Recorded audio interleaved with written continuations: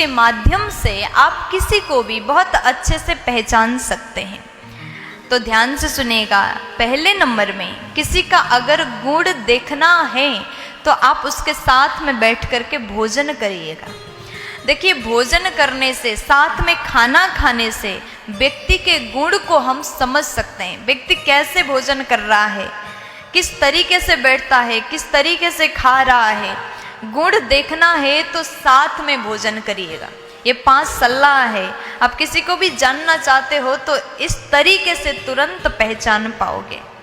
दूसरे नंबर में, अगर आप किसी की फितरत देखनी है तो उसे आज़ादी दे दो, उसे फ्री छोड़ दो, स्वतंत्र छोड़ दो, आपको पता चल जाएगा वो कैसा है।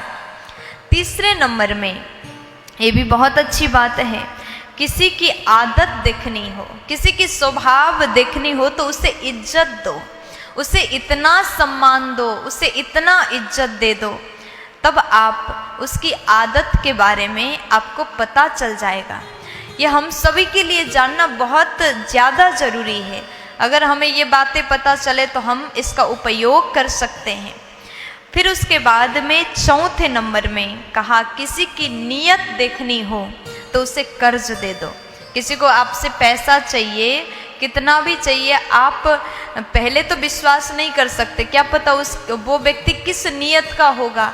अगर आपका मन है उसे जानना वो कैसा नीयत का होगा तो आप उसे मना मत करिए, कर्ज दे दो, जितना मांगे उतना दे दो। फिर उसके बाद में उसके नीयत के बारे में पता चल जाएगा, क्योंकि पैसा लेने से पहले हर व्यक्ति अच्छे ही होते हैं। जब आपके सामने मांगने के लिए आते हैं तो सब बहुत अच्छे से आते हैं, जब पैसा लेकर के जाएं तो वो अपनी असलियत प्रदर्शन करता है, अब असलियत दिखा देता है। इसलिए नीयत देखनी हो तो कर्ज दे दो। फिर 5वें नंबर में, किसी की अच्छाई देखनी है तो सलाह दे दो। ये 5 बातें हम सभी को जानना बहुत ज़्यादा ज़रूरी है। फिर से मैं एक बार बता दूं, दोहरा दूं। अगर किसी की गुण देखनी है तो साथ में खाना खाओ। दूसरे नंबर में, किसी की फितरत देखनी है तो उसे आज़ादी दे दो। तीसरे नंबर में, किसी की आदत देखनी हो तो इज्जत दे दो। चौथे नंबर में, किसी की नीयत देखनी है तो कर्ज दे दो।